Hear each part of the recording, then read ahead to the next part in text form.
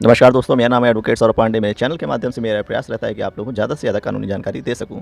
दोस्तों, आज हमारा टॉपिक है कि अगर कोई व्यक्ति जिसके खिलाफ में पारिवारिक न्यायालय यानी मैट्रिमोनियल केसेस या सिविल केसेस या फिर क्रिमिनल केसेस चल रहे हैं, तो अगर वो हर पेशी में उपस्थित रहने में कोर्ट के समक्ष असमर्थ है, तो वो उसके खिलाफ में कोर्ट क्या क्या कार्रवाई कर सकती है और ऐसी कार्रवाइयों से बचने के लिए ऐसे व्यक्ति के पास में क्या क्या समाधान है, ऐसा व्यक्ति क्या क्या कदम उठा सकता है इन कार्रवाइयों से बचने के लिए। तो चलिए दोस्तों, बिना देरी करे समझते हैं।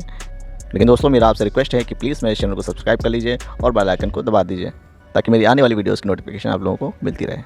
दोस्तों, सबसे पहले बात करते हैं मैट्रिमोनियल केसेस में क्या होता है। दोस्तों, अगर किसी व्यक्ति के खिलाफ में कोई मैट्रिमोनियल केस यानी सेक्शन 9, सेक्शन 13, सेक्शन 125 और सेक्शन 24 यानी रेस्टोरेशन ऑफ मैरिज, विवाह की पुनर्स्थापना, तलाक और मेंटेनेंस सेक्शन 125 और सेक्शन 24 जिसमें लड़की और लड़का दोनों पक्षकारों को मेंटेनेंस देने का प्रावधान है।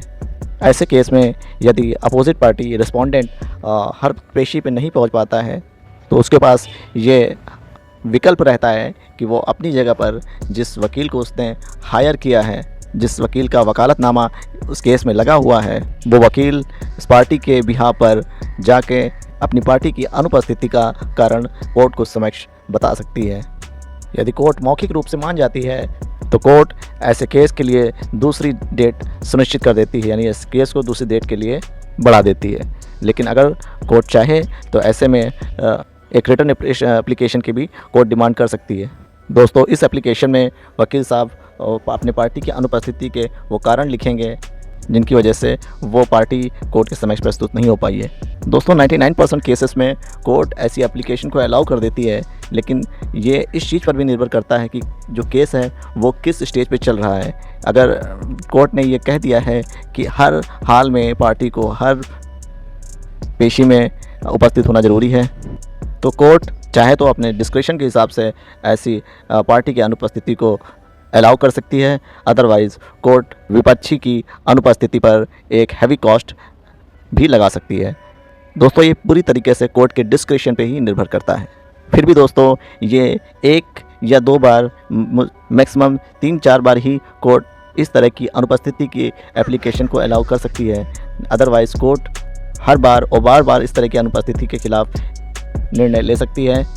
ऐसे में कोर्ट उस विपक्षी के खिलाफ में एक्स पार्टी ऑर्डर सुना सकती है, जिसका मतलब है कि ऐसे विपक्षी के खिलाफ में निर्णय दे सकती है। इसके बाद भी उस विपक्षी के पास एक ऑप्शन मौजूद रहता है। वो विपक्षी एक रिकॉल एप्लीकेशन अपनी नेक्स्ट पेशी पर या उस निर्णय के आने के बाद भी दे सकता है, एक रिकॉल एप्लीकेशन जिसमें वह विपक्षी ये बताएगा कोर्ट को कि किस प्रकार या किन वजहों की वजह से वो कोर्ट में उपस्थित नहीं हो पा रहा था। ऐसा रीज़न इतना गंभीर होना चाहिए कि कोर्ट सेटिस्फाई हो जाए इस रीज़न से।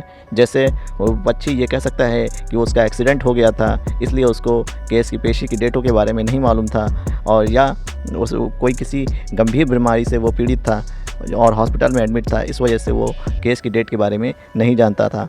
दोस्तों, कोर्ट अगर उसके रीज़न से सेटिस्फाई हो जाती है तो कोर्ट इस केस की प्रोसीडिंग्स को फिर से आगे बढ़ा सकती है। अदरवाइज़ अगर कोर्ट इस रीज़न से सेटिस्फाई नहीं होती है और अपने फैसले पे बनी रहती है, तो ऐसे क्लाइंट यानी विपक्षी के पास में हाई कोर्ट या सुप्रीम कोर्ट में अपील करने का एक अधिकार होता है। दोस्तों, सिविल केसेस में भी इसी प्रकार प्रोसीडिंग्स होती है। बात करें अगर क्रिमिनल केसेस में, अगर ऐसा व्यक्ति धारा 307 यानी कि मर्डर, अटेम्प्ट टू मर्डर के केस में दोषी है, 138 NI एक्ट यानी चेक बाउंस में दोषी है, 323 यानी छोटी मोटी मारपीट के केस में दोषी है, 341 के केस में दोषी है, जैसे इस केस में उसकी बेल भी हो चुकी हो, फिर भी वो अपनी पेशी पे या तारीख पे नहीं आ पा रहा है, तो ऐसे केस में जिस वकील का वकालतनामा लगा है वो अपनी पार्टी के बिहाफ पर एक एप्लीकेशन लिख करके देगा कोर्ट को। 99% केसेस में कोर्ट 205 CRPC के प्रावधानों के तहत ऐसी एप्लीकेशंस को अलाउ कर देती है, लेकिन बार बार नहीं। यदि हर बार ऐसा अभियुक्त इसको पेशी में पहुंचने में असमर्थ रहता है या नहीं जाता है जानबूझकर, तो कोर्ट इसके खिलाफ कड़ी कार्रवाई कर सकती है। दोस्तों, कोर्ट धारा सेक्शन 444 ऑफ CRPC के तहत उसके बेल को को जब्त कर सकती है, यानी ज़मानत जब्त कर सकती है और अरेस्ट वारंट इशू कर सकती है। दोस्तों ऐसे में अगर पुलिस वाले ऐसे अभियुक्त को पकड़ लेती है तो फिर कोर्ट में पेश होने के बाद ही उसकी फिर से ज़मानत हो सकती है।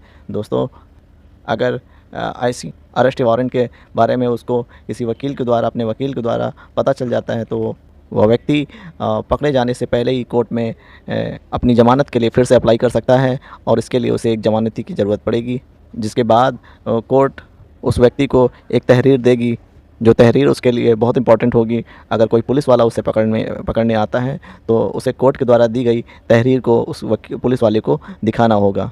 आशा करता हूँ दोस्तों आज का मेरा वीडियो आप लोगों को समझ में आया होगा। मेरी आपसे रिक्वेस्ट है कि प्लीज़ मेरे चैनल को सब्सक्राइब कर लिए ताकि मेरे आने वाली वीडियोज़ की नोटिफिकेशन आप लोगों को मिलती रहे। जय हिंद दोस्तों।